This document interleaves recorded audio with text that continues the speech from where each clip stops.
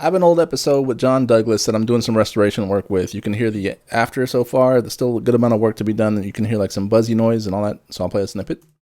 Of cases, unknown subject cases, trying to identify who's responsible. Here, we know who it is. This is this guy named Joseph Paul Franklin, this racist.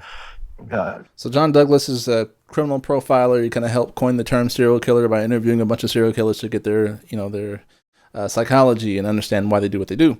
Anyway, so you hear the audio. It's still a good amount of work to be done. Where he is, and we're about ready to put him. Here's the kicker. Here's the original.